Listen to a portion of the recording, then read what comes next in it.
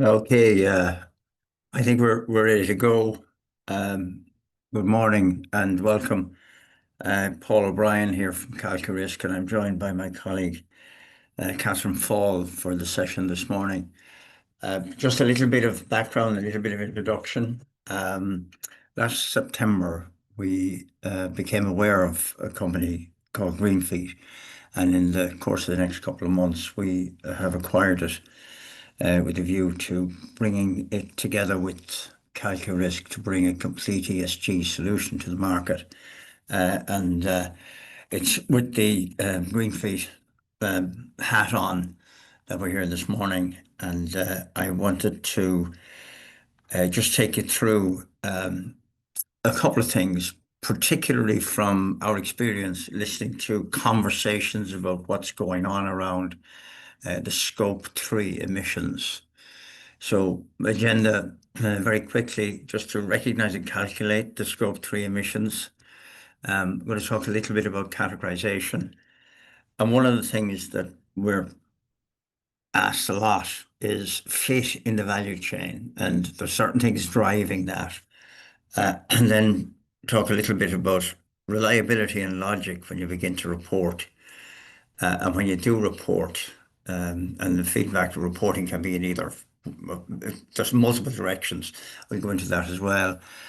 What happens when you change, when things change and things do change in the reporting. So, and then there's question and answer session. So if you've got any questions as we go through, just pop them into the Q&A chat box, and Catherine and I will deal with them at the end. And also, there's some references to some of the standards and some of the I suppose jargon, and there's an awful lot of three-letter acronyms and sometimes four and five-letter acronyms in this whole space.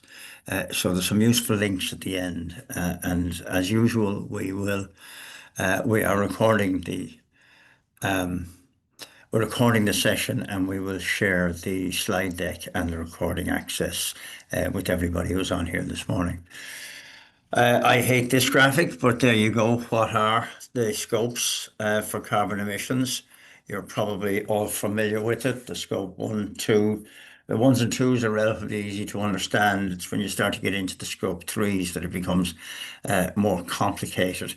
And This is another graphic I hate, but bear in mind that the original source of these data, this thought process, if you like, is the UN, and it's sort of agreed nationally or internationally at the COP meetings over time. Recognition of the problem, and having recognized the problem, trying to put the solution or the solution methodology into an understandable framework that can then be delivered almost on a universal basis, that everybody's singing more or less off the same hymn sheet.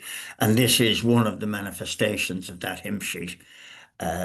So there is a thought in it that before we go into the specifics of the uh, the categories, or the 15 categories that are scope 3, and the thought process that I find most useful is when you're looking at the scope 3 categories, think through this statement.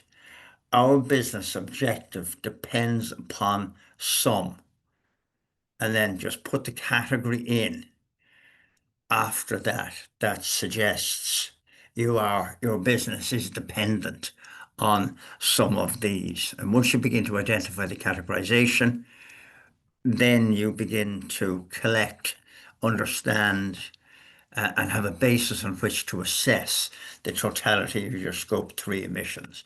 So the business objectives depend on some of these categories, and pretty much every business will have scope 3 emissions. It's hard not to be in business and not have scope 3 emissions. So some part of your objectives will be dependent on some of these.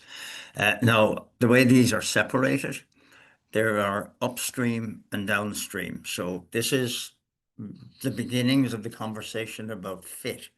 So where are you in the business process? In where do you live? Are you dependent on suppliers who are inputting materials? Are you dependent on, uh, are you, are others depending on your input? So are you a scope three to somebody else? And are you collecting the scope three from your own input on the upstream side? So they're split that way, 1 to 8. And then on the other side, you're looking at the outbounds or downstream, which are things like the use of the product that you're making, if your product, and this goes all the way to end of life. So there's a thought of how is the product that you're producing or the service you're providing, what's at the end of it, what happens to it. And that is under consideration for the scope three emissions as well. Now, obviously, once you've identified them, in the back of it, there's a whole set of formula about how you calculate the values on these and the UN, the objective of this whole thing is to put quantums on all of these things. And by once the quantums are established, then there is an associated responsibility. And that responsibility is the effort of the reduction to bring the net zero against the original starting point. Net zero in 2050 is the target. So all of this is about understanding your part potentially in the emissions reduction process.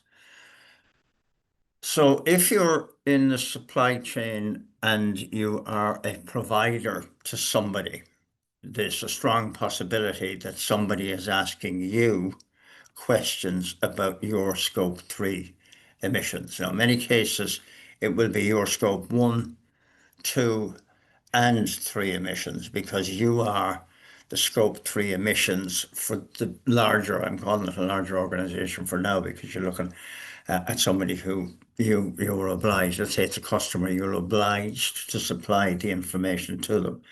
And as a third party providing, for example, in the food sector, we're seeing increasingly, certainly the large multiples, when they purchase, they are looking to know what the carbon footprint of the products they are purchasing, how that affects their emissions calculations. And there's questionnaires, there's all sorts of things out there. But the advice is just accept that some of your scope one and two are their scope three. They need your help to meet their targets. And part of their reputation is in your hands as a result. So one of the bullet points I put down here is speaking as, say, for example, Tesco to a food producer. Their team need you to work with them. So there's a requirement that there's a cooperation in this. It's not a denial thing. This is a very collective effort. If you look at the multiples, the big organizations, and increasingly more and more organizations are reporting and they're putting their targets and their numbers into those reports. And the validity of those numbers and the completeness of those numbers is important to their reputation. And there's an awful lot of reputation bound up and being bound up in this, despite pushbacks at geopolitical level and all of that. There are still an awful lot of organizations who are wholly committed to the net zero 2050 target and the intermediate targets on the way. And people are sort of expecting that it's the very large organizations who have to comply with things like CSRD and all of that regulation. And but it's not. Trickle down is happening. So, for example, one that we've seen recently is in the UK, the National Health Service by 2027, any supplier to the National Health Service will have to have a 2050 net zero reduction plan before they can tender for anything into that very large organization. So this is down at a very small level, and it's a demand that is just written. It's written in stone. There's a certainty to it. That has to happen. So these things are beginning to trickle down into organizations who are concerned about that. And particularly at government level, government organizations are almost obliged to do this. And there's pressure coming on them from the political world to get this done. And whatever pressure they have to put on organizations to cause it to happen, that is now happening. So my note here is to say, find ways to satisfy their expectations. You got to work with them. You're part of their solution and understand the logic of what they're asking for. And that's where your assessment, your evaluation, and your understanding of the scope 3 emissions becomes very important. Um, the the measurement of emissions, try to put this into a kind of a graphic. So start with your own scope 3. Now, again, this is looking up to an organization who's asking you from their scope 3 perspective what your scope 1, 2, and then potentially what your intensity metrics look like. So your start is know your own scope 1 and 2, and then find where you fit. So that sort of notion is find where you fit in somebody else's value chain, but also for your own, from your own perspective, where are your scope 3s and your scope 1 and 2s, and do you have a reduction program? Are you thinking through that? Obviously, the core here is to work from a baseline. You need to know what your starting point is, particularly if you're going into both the cost and effort of reduction, then you need to know what your starting point is so as you can make a comparison.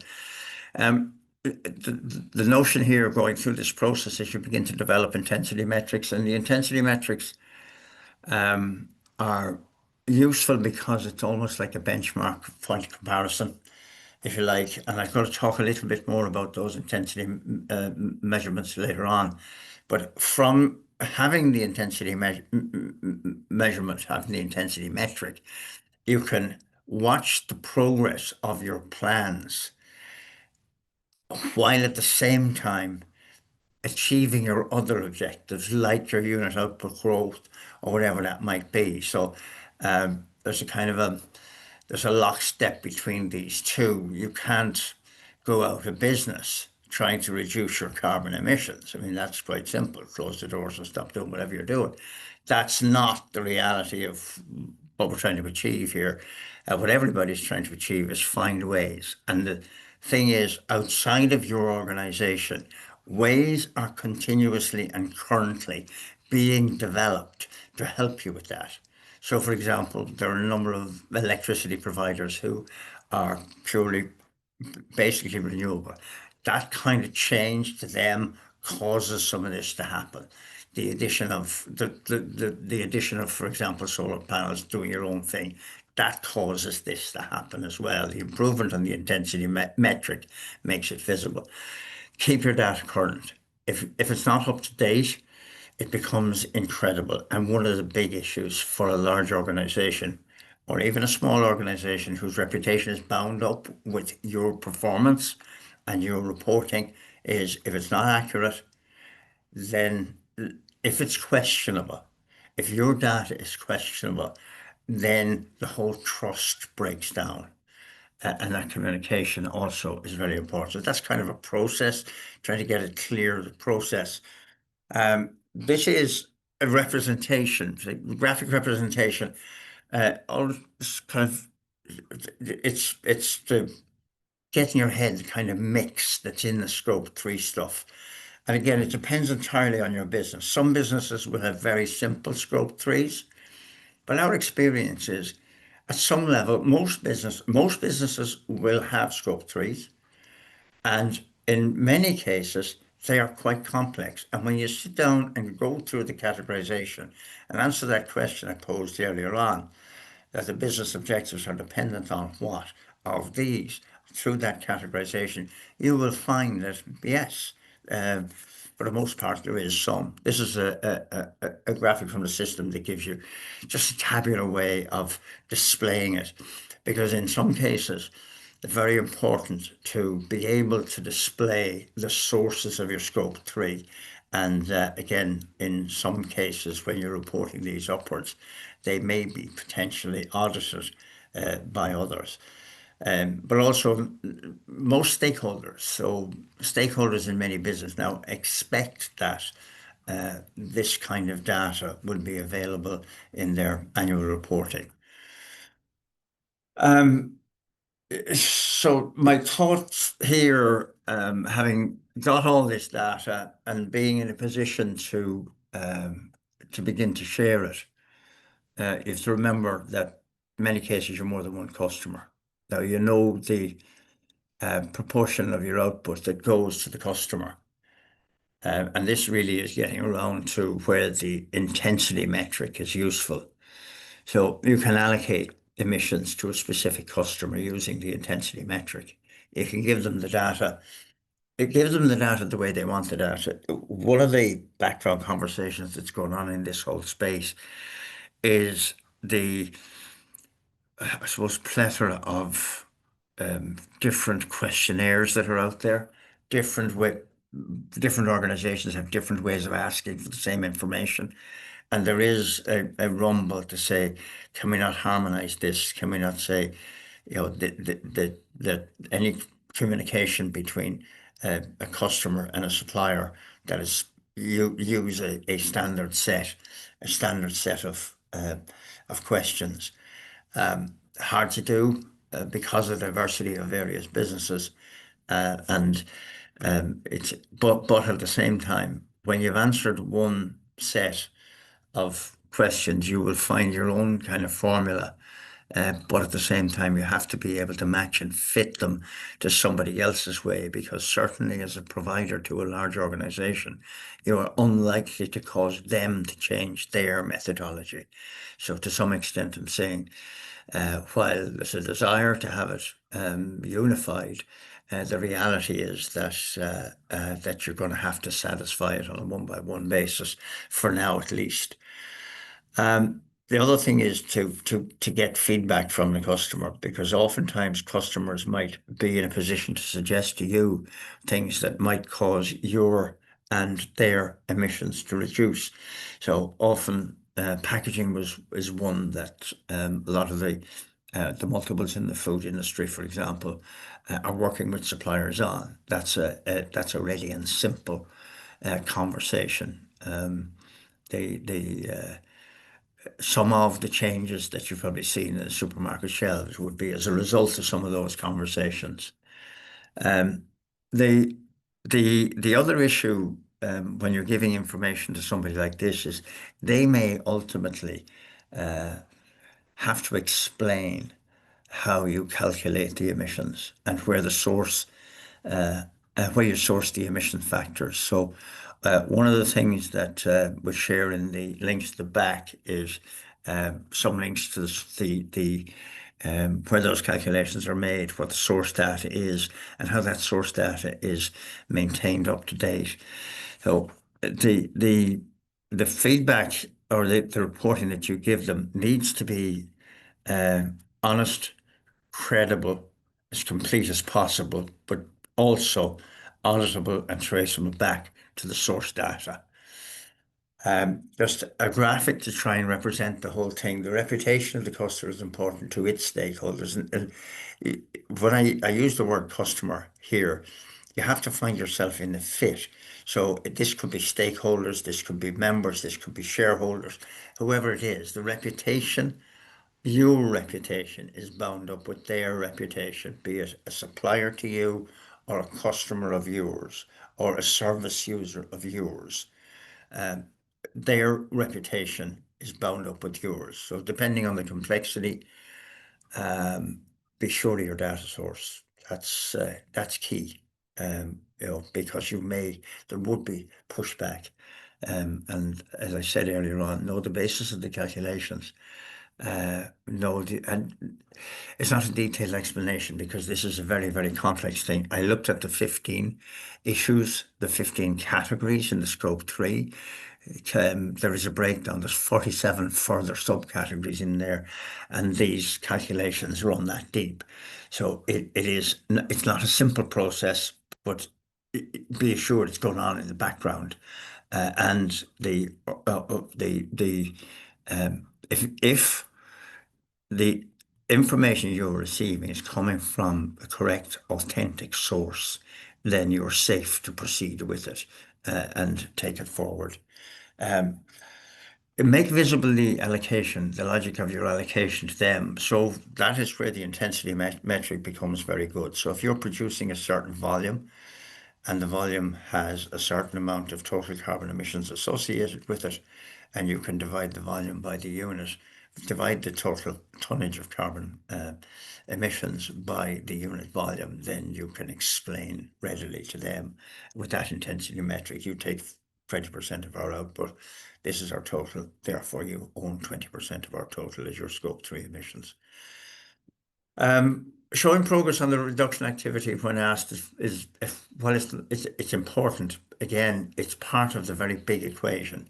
So the equation here is the targets, the 2050 net zero. You're part of that. They're trying to achieve that. One of the things that people sometimes forget, they get an inquiry from somebody who wants to know, get emissions data from them. It's important to understand where they are. So if somebody asks you for data, see if you can find on their website or in their publication what their strategy is. So they will probably have a written down strategy. Their targets will be in that strategy. And from that, you'll get evidence of what they're trying to achieve, and you'll sense your part in that whole process. And confirm that they may validate your data through audit if required. So they may, and sometimes it's now in contracts, contracts between a customer and a supplier, they may look to have the right to audit your data you give them in terms of their scope 3 emissions. And you should be able to stand over that readily. Okay, intensity metrics. I'm not sure there's any questions coming in here. I know that this is a subject where a lot of questions do come in. So if you've got anything that you'd like us to try and explain or go over, please make sure you put something in the question box. But I'm looking here at the intensity metrics, and one of the examples that I use because to get it straight in my head is the aviation space, because everybody kind of understands it to some extent. And it's a very good one because very early on, the whole sector got together and they put down a 2050 net zero plan. Now, everybody looks at the aviation and think, yeah, they're huge burners and all the rest of it, and they are. But what they developed is an intensity metric, and the intensity metric best described as grams per passenger per kilometre. And if you go on to any of their websites, and Ryanair is always a good one to take a look at, you'll see they have a number of sustainability pages and have sustainability reporting.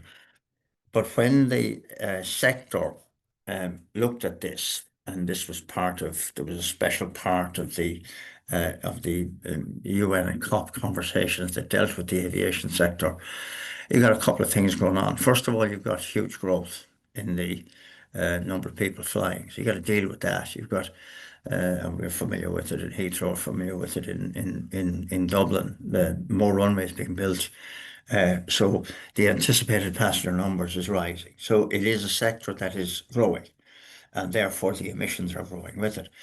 But they have identified through technology, and it's a well-documented plan, a number of things that are happening in the sector. So, for example, the lighter materials in the aircraft construction, the new design, and the efficiency of the aircraft engines, and a whole lot of different factors, including the production of sustainable energy fuel and the availability of that and the rollout of that availability.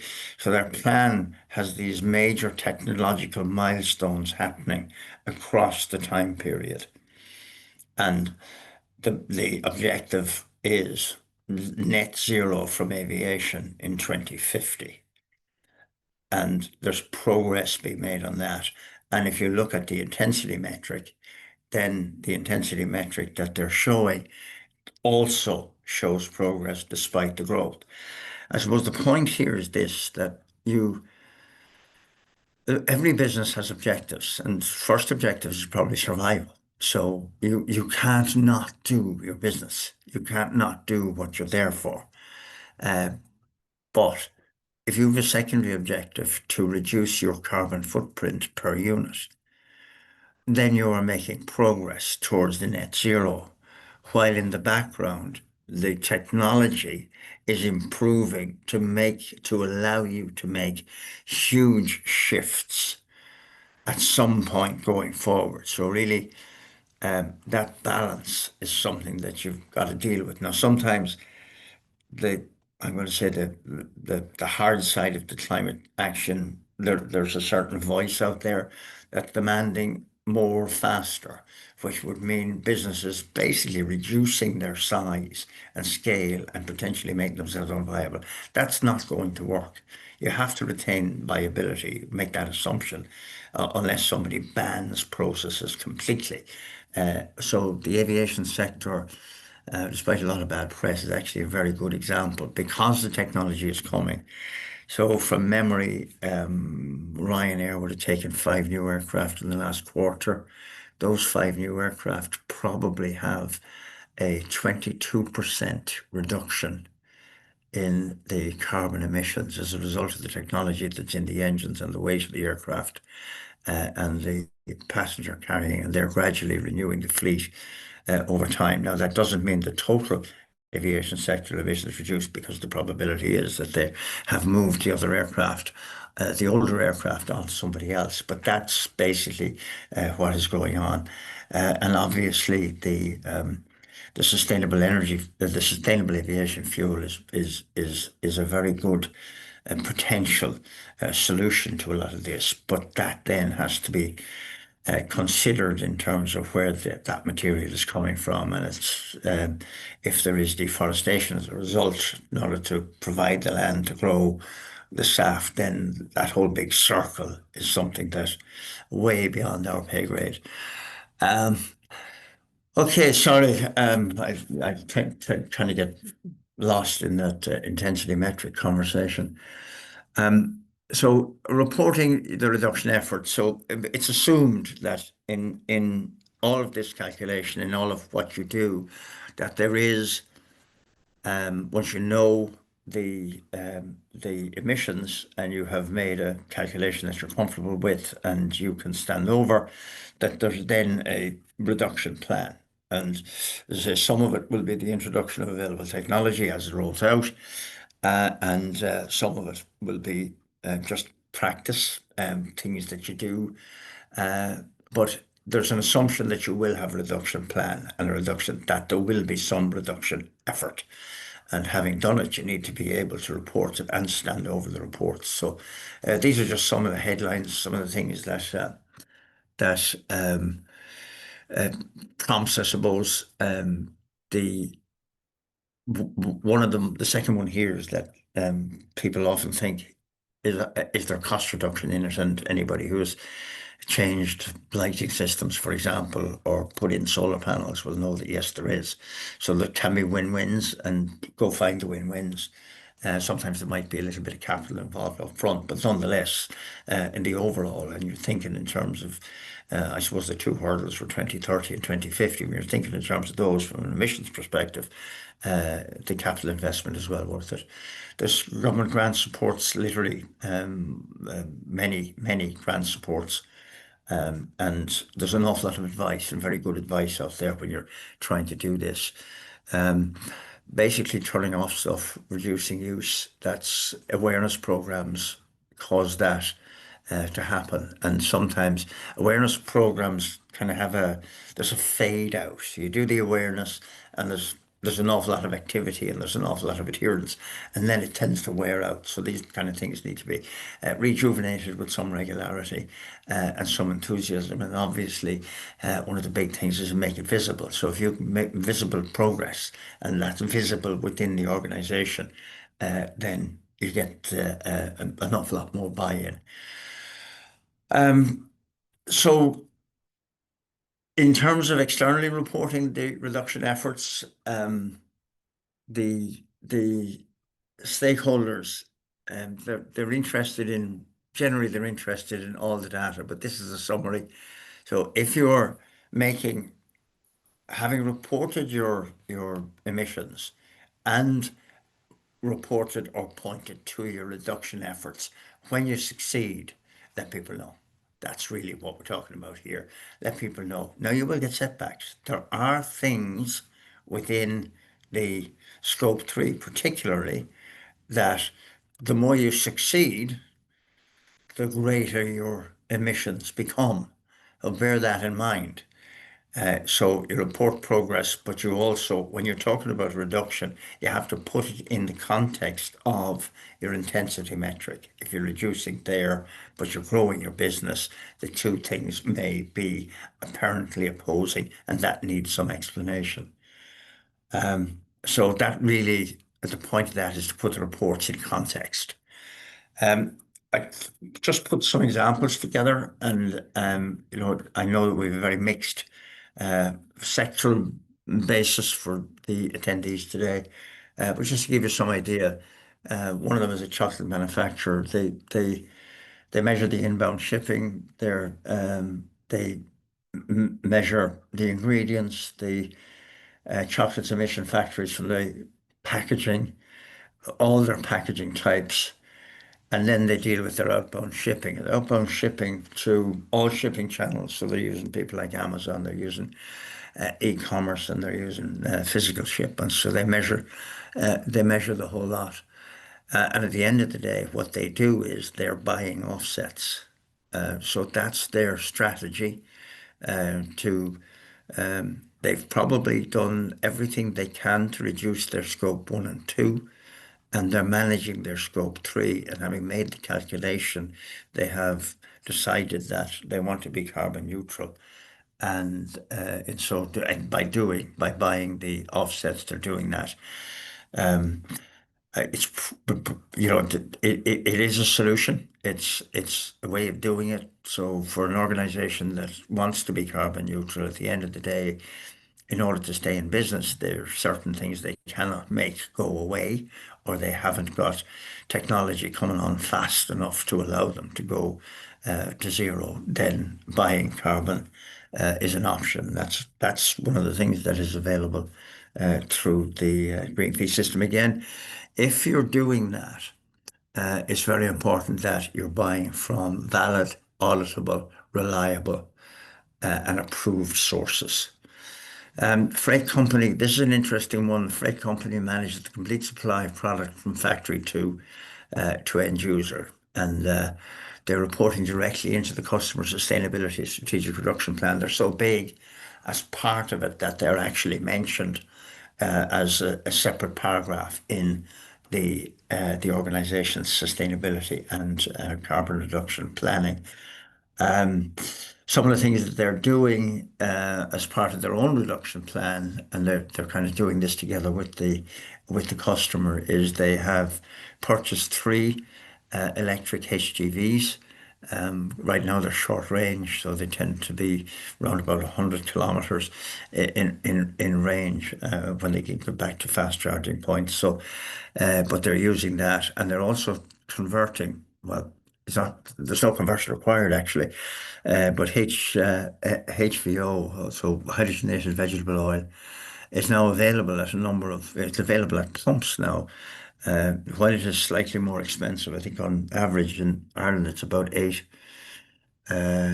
cents per litre more expensive, but it is now available to diesel trucks, and some of this company's diesel trucks are now running on HVO when it's available.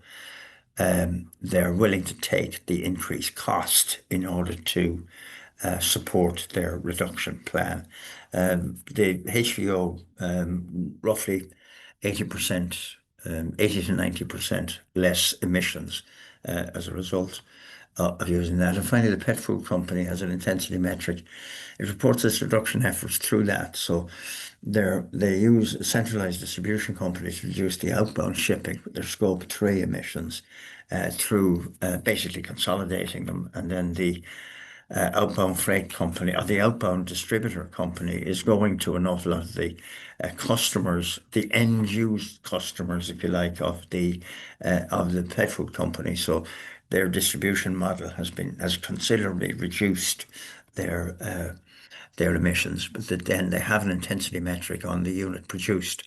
So basically, tons of carbon versus tons of dog food versus unit tins, however they export it, and they're able to use that as an intensity metric over time, and they are continuously reducing. Questions? Have we any feedback, Catherine? Well, if we have, let me go to. Oh, we have one here.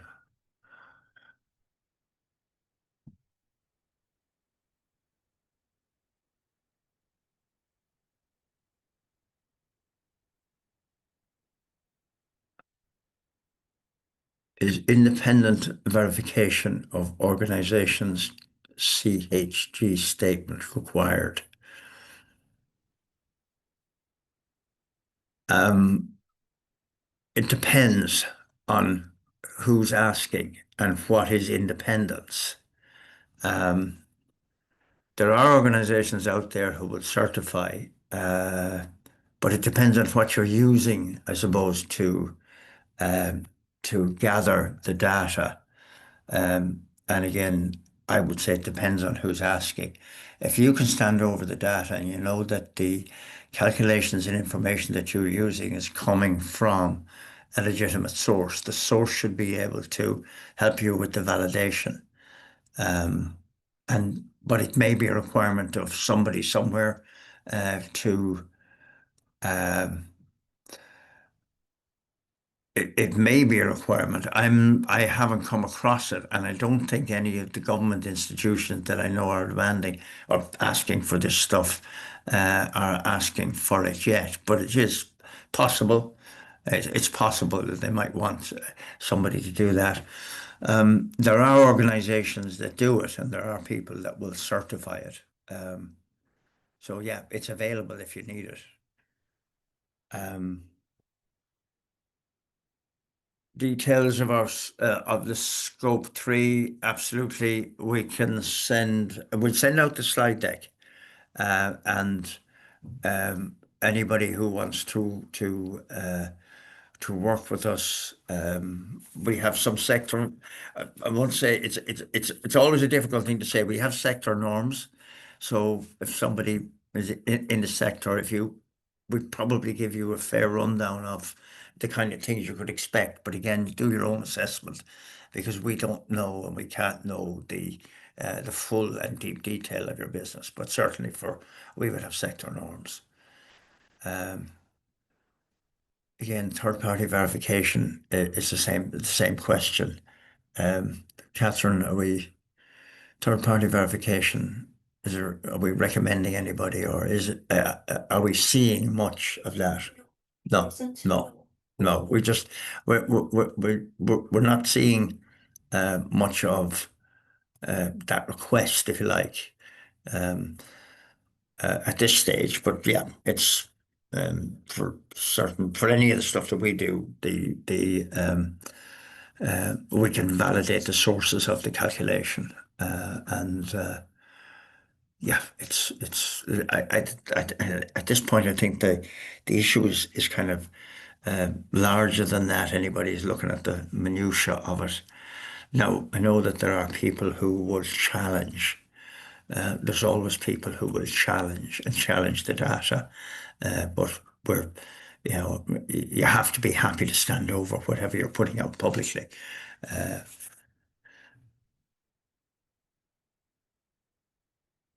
There's a question there. If we are interested in green feed, how do we get in contact? We actually have a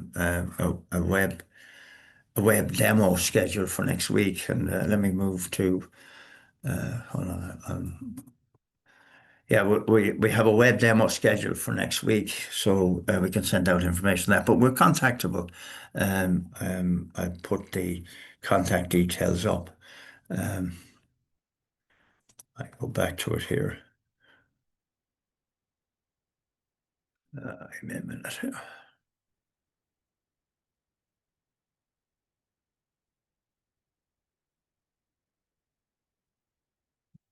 Get back to the presentation here.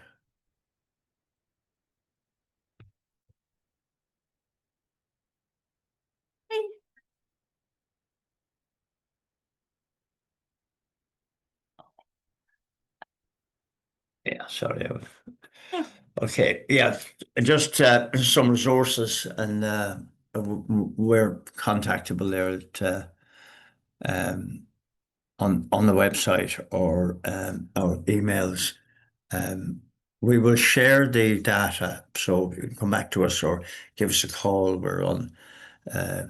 we're on the landline 086 08, sorry, 0612. I can't remember it. It's so long since I used it. Anyway, we are contactable. I probably should have put up the front page, our email addresses. But happy to talk green feet anytime. But there is, if you see that on October 21st, there's a 30-minute live demo. So that's showing the whole platform. It'll show you an awful lot of the stuff that we covered here. It'll show you the scope one, two, and three calculations. And if then you want to get, if there's any concern about the uh, source of the calculations, we're happy to explain and show the depth of where this goes to. We've also added here a list of the kind of, as I said at the beginning, there's an awful lot of jargon in the space. We actually sat down, and for those of you who know us from the risk perspective, we'd often produce jargon busters. We sat down to try and do one with this, and it just got so long. We sort of said, "Oh, holy God!" You're looking here at the some of the websites, and when you go onto some of these, some of them are quite detailed. Um, but these are the kind of ones that we would resort to, if you like. The GHG protocol, for example, is very strong, and that's not a lot of source material, source data comes from there. But um, anyway, that's. I hope that answers the question. Um, I think we're done. So listen, I give you a little bit of your day back, and what I say is thank you for your attention and your interest. And if we can do anything for you, more than delighted to do it. And we probably, if you want to send us some feedback, I'll leave this open for a little bit. If there's any aspect of the sustainability and the carbon, so the E part of the ESG, that you'd like us to do a webinar on, just pop something into the chat and we'll pick that up and we'd certainly address it. We would expect that on the carbon side, we'd probably do a webinar maybe once a month or so, if there is interest in a specific topic. Well, I'll leave the site open for a bit so you can do that. And thank you very much for your time and interest, and hope it's been useful. We'll send out the recording and we will send out the slide deck in the usual way. So thank you very much.